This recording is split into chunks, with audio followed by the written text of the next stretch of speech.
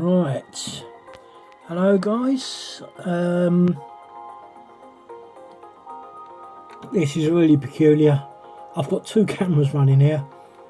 I've got the magnifier and I've got the camera so that you can see both. It's hard to explain. Someone's written a comment on my thing. First person ever has written my comment to me, and people that have watched my coins and so forth understand that I'm not technically minded. I haven't got decent cameras. I've not got a nice home to spread out my wings. I live in a room 13 by 9, so it's like being in a prison, really. That's another story. So what I'm going to do is I'll give a shout out. As you know, I like using the online coin club.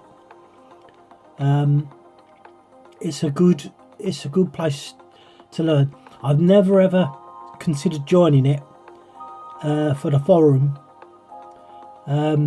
because I think it would actually, if my memory was better, I would join it. But there you go. This is what you're seeing here.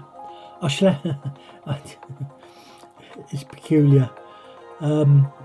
Hopefully I will only have to do the one camera to load up onto YouTube, which is my cell phone, and I've got to be careful because that only allows me to run for 30 minutes.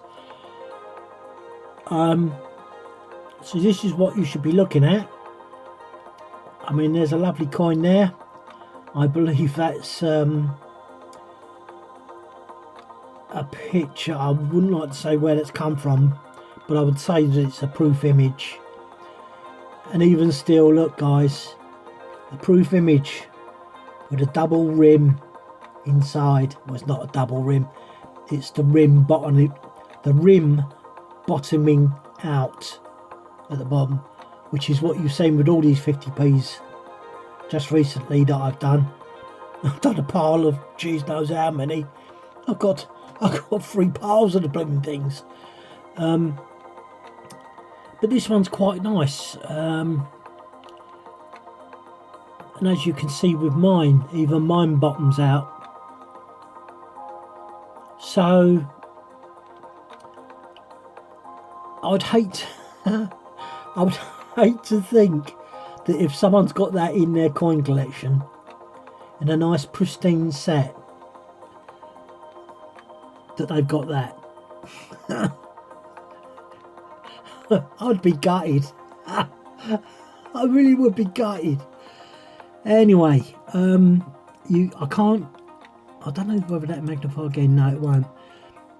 Can you see these lines? No, you won't be able to see these lines. That's the trouble, you won't be able to see them. But this is the best I can do for you. The rim itself does vary. You can see that that's gone thin, and now on this side it comes back wide.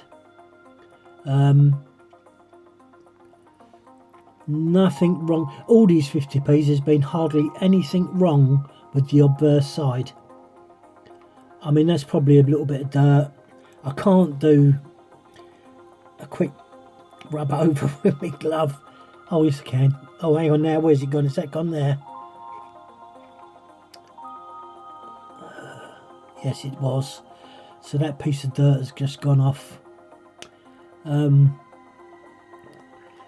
That's a pretty good likeness, I've got to say. A pretty good likeness. And as I was going to say before I got took away by that bit of dirt, You can see the rim on this is pretty consistent, whereas mine is not. I think that's the only thing that is going to be different. But everything else. So I'm going to now cancel that out. Oops. And there's information. I hope you can read that. All that information. It's the fourth portrait. I'm going to gloss over it.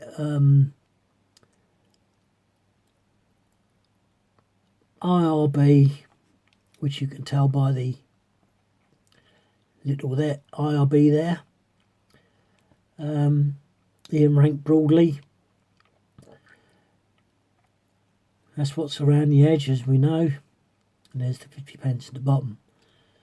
Now we scroll down to the next bit of the coin, the reverse, as you can see there.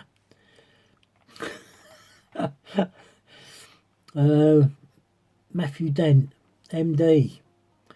Cool. Well, we know what we've seen with his coin, with his initials on the 10p and the 50p's that I've shown. I don't know. There's one bit I don't know, and it's that. It looks like a crack. I've got my trusty eyeglass.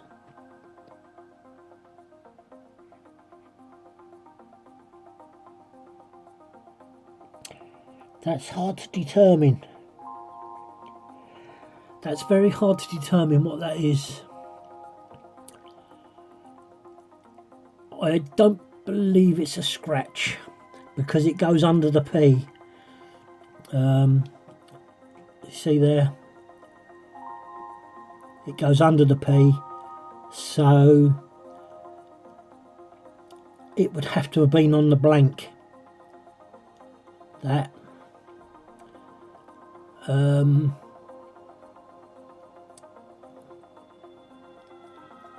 It sort of could make sense because this is where it's starting to go, the rim's going off from the thin side, so it could be where the coin's sat in its place has not been proper. I mean, look, it goes quite really well wide here and then goes back again, so maybe it wobbled, I don't know, but it does look more like a crack. If I take a bit of light off, let's see what happens with a little bit more light off. Yeah, you can see that the line actually does go in the whole of the P, yet it doesn't on the top of the P. So it's definitely before the strike of that anyway, whatever it is.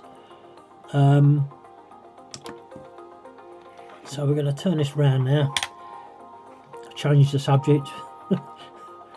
Matthew Dent, let's find his initials. There's his initials, MD. Quite clear, unlike most of the other rubbish that we're dealt with our coins. You can see this has been in circulation. You can see again that on this coin side, the reverse side, everything's wide. Now, I can't remember what happened last night. I did so many last night or yesterday. But if we look at this image, what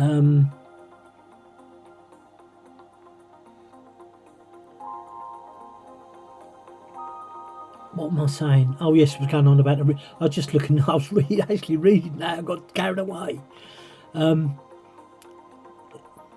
Yeah, I'm just trying to imagine. I'm trying to remember. I thought it was the other way round. I thought the obverse was a thick rim, and the reverse was a thin rim. And if you look at that, I think that is true. But this is the other way round on this coin. It's trying to do a double rim as well. edge knot there, and that's a reflection of light. God, you've got lots going on here for it to be wrong. Jeez, I don't. You'd be spending quite a bit of time on this coin to find errors. It's a nice coin. When I saw it, I've never even known it to be in circulation. I'm wondering if it is in circulation. Well, it must have been, because I wouldn't have got it.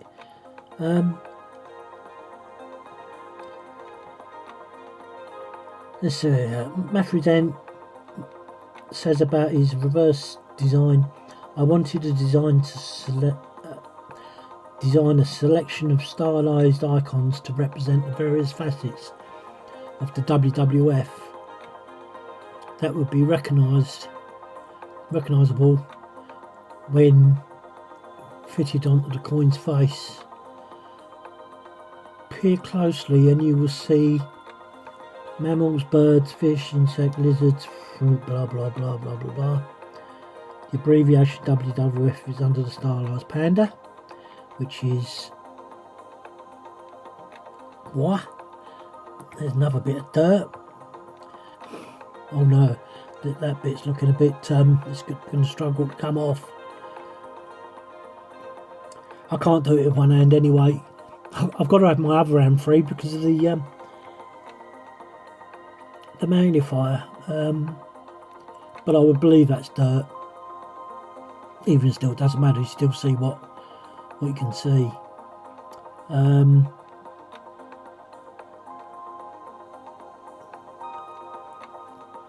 Yes, I think it is. It's definitely more for you to be able to see. And there you go. There's a close-up image of the real thing. Nothing like the one I've got in my left hand. But yeah, I would imagine that there's quite a bit that could go wrong with this. Oh, I like the astrological sign of water. Banana. Christmas tree. Yeah, it's a lot going on, isn't it? A lot of information there. The old rhino's looking a bit sorry for himself. Although, get it in the right light and it's not too bad. But what can you expect? I mean, for such a small area to hold so much information. Although on the other hand, it does it a favour really, when you think about it. Because the designer's not got to worry about all this lines going across it and two lions and patterns, and at least he's got something, he's just scribed out. Yeah, I like that old panda. So there you go. Now, what you can't do with the coin club is this. And you do need the magnifier. And there you have it. The reading. The ghost reading. Now, people may not understand, because as far as I'm concerned, I'm using ghost reading as my terminology, because I don't know how in the world blank-sided coins can get this on the side, on the blank sides, because they're not blank sides. I mean, that's quite clear and evident that there's a multitude of lines. We've got nothing. We've got nothing to define it with reeds. I'm doing it on what I know, what I've seen on coins, and it's the only thing that I can imagine.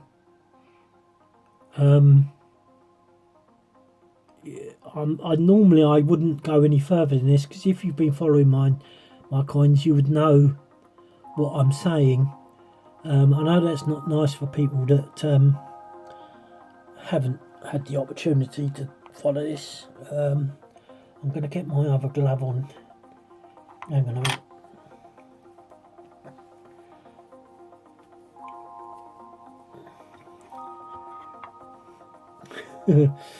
Oh dear. Talk about being prepared. So what I'm going to do is go round this edge and try and identify with you what I believe we're seeing. And it may not be registered with what the Royal Mint would say. There's thick lines. The lines are made up of loads of thin lines. But there seems to be, now this is the best way I can put it here, there's 1, 2, 3 bold, I'm going to call them ghost reeds. There's 3 bold reeds there, which seem to have approximately 1, 2, 3, 4 or 5 thin lines. Then you have the inner, I can't remember what I used to call them. Not a ravine, a gully between each raised. These are the raised reeds, and these here are the in-between. Now you could say I'm making that up, but it's not. I'm not making it up, because you can see it yourselves. There are collective groups. It's hard to see when you've got a coin that's been in circulation. But no matter what, that should not be on a coin that's supposed to have blank sides. I don't care what anybody says. I mean, look, you can see them clearly there. It just depends on how the light catches them.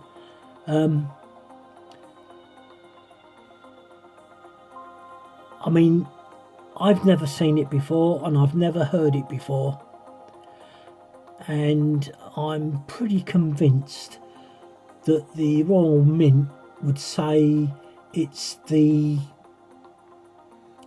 die what holds it.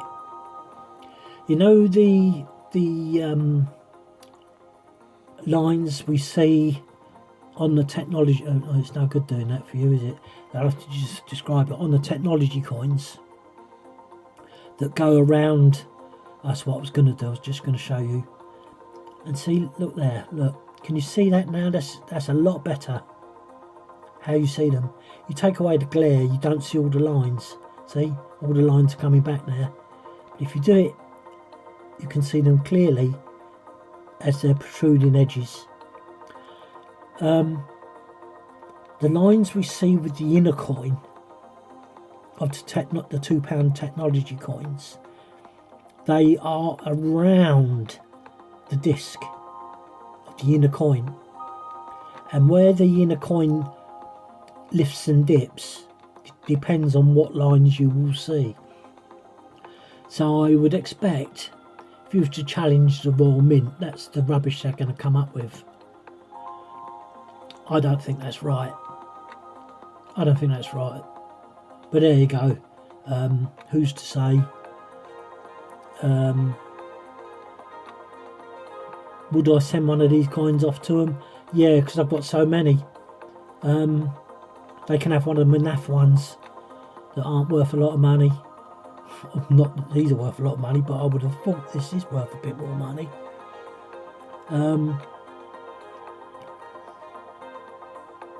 I've just lost faith with the Royal Mint. I've got no faith in them. I just haven't. I've got no faith in them. See, this is pretty circulated condition.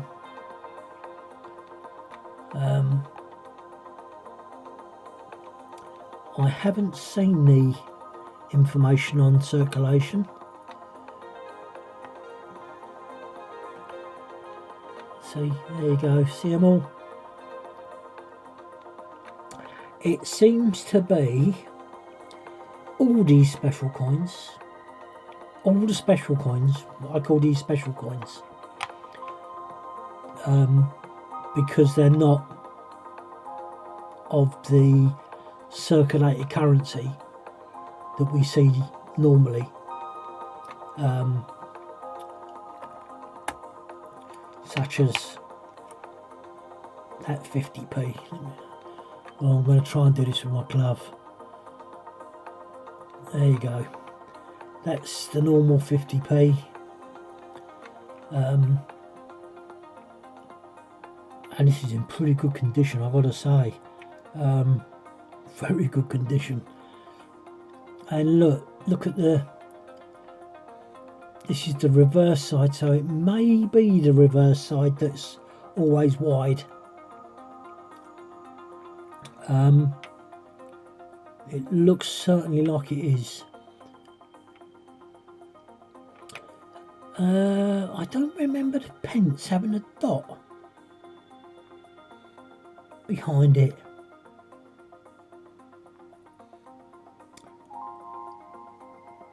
That's odd.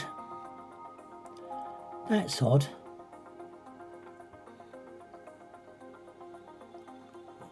I'm going to shift on to that, but that'll be the next coin, and then I'll shut off because we're up to 22 minutes already. So let's go down there, and there's all your information, mint sets, proof sets, 28,000, well 29,000 near enough. Brilliant uncirculated sets in presentation, you know what I feel about that. 67,000, so that comes into the total mintage, and the total mintage will be up here, 3,500,000 roughly. Yeah, 3.5 million. I haven't seen lots of those coins, no way. But then, as I say, we in the south, we just don't get these coins. These coins are legal tender up to the value of £10.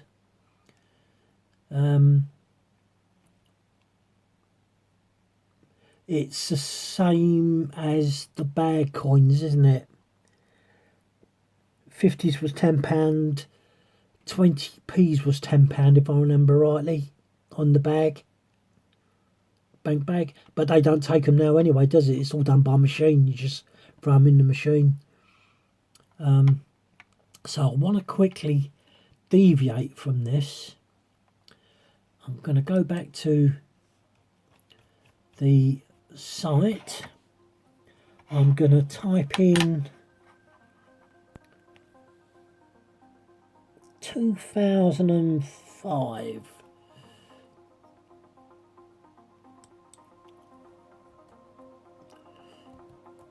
I just don't recall seeing a dot behind the pence, but I could well be wrong.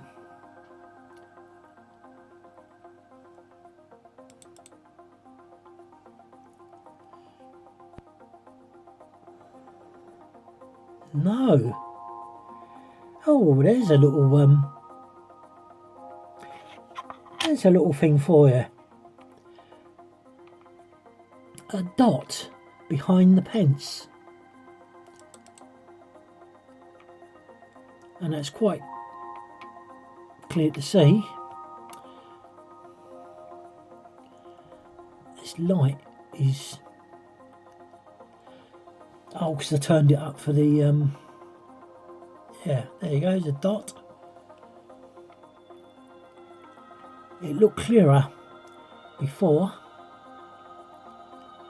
Maybe I was imagining it, but I'm sure it was clear.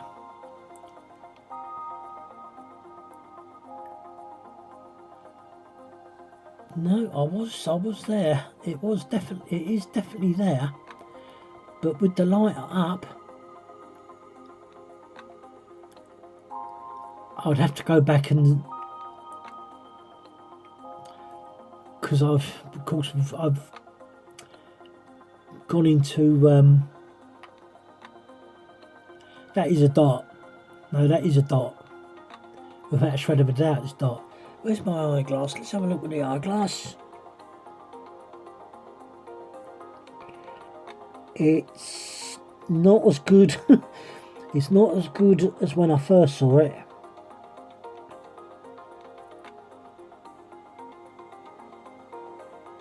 When I first saw that, that was quite proud. But there is a dot there. Oh, was it the, hang on a minute. Am I getting confused? No, I'm not. Yeah, because it was behind the pence. So, the camera never, well, the magnifier never lies. So there you go. There's a 50p with a difference. It's unfortunate. The person that wrote to me wanted me to do close-ups. Well, unfortunately, my cameras do not do that. They will not focus like what you can see with this, the magnifier. It gets quite confusing because the camera on the phone refuses to take a picture unless it's at a certain distance. Then you have to override that, you have to force the flash to work, and then it's only then that the camera will focus close. It's different if you're doing it in natural sunlight. If you're doing it in natural sunlight, it will take a picture pretty close. So there's another dot here, look. That's what I saw first time round after the pence. Now let's see if that dot comes off.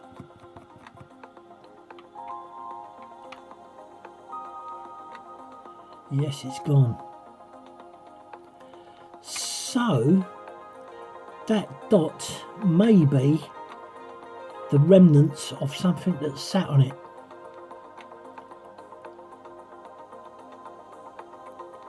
I've got to say, this coin it's really spiffing. Although it's in circulation, you can tell it's been in circulation with the rim. It's actually glistening. But now I've seen that dot there. Hang on a minute. Let's turn this light down again. No, it's definitely gone. So that may have been the dot that was up behind the pence that sat. Hang on, what's that there? I don't know where this dirt's coming from, to be honest. It must be in the air.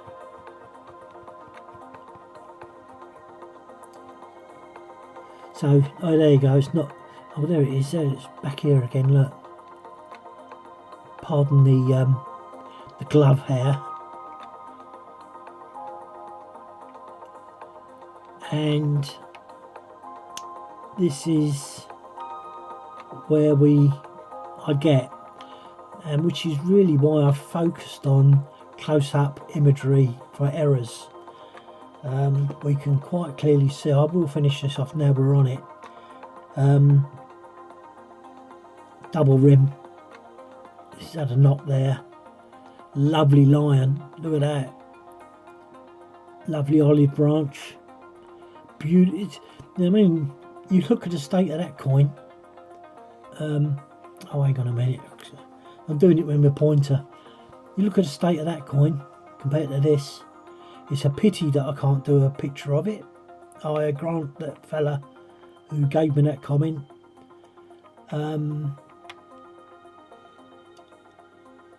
it's just unfortunate. If my house was big enough and if I didn't have to take everything off my desk so that I can eat on my desk, blah blah blah, I would. The detail on that, look at the detail on that. I would do it, but unfortunately my house is just not big enough.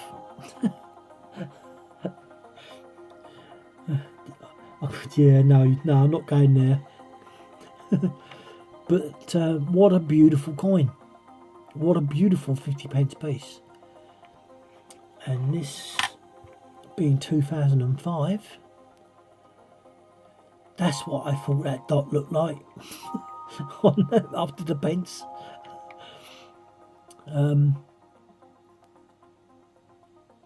Yeah, look, that's really very little sign. IRB. I am quite prepared to carry on doing this like this. Oh look, it even goes even further. The only thing is you can only move it by mouse. So you can only go up and across. It's a bit of a pain really. But you can see the difference.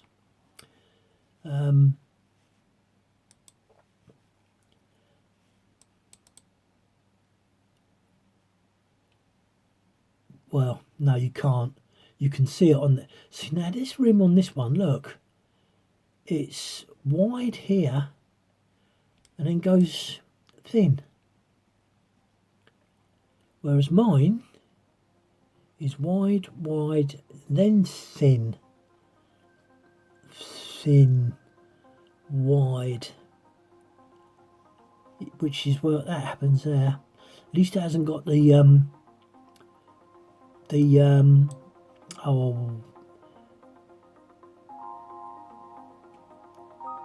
can't think what have I been calling that. So, and this is the other thing, I've got a terrible memory. The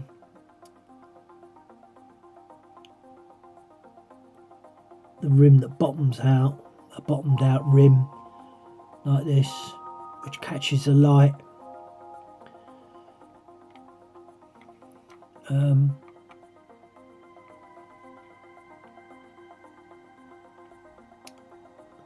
Not a very good... Oh, it doesn't look like it's supposed to be.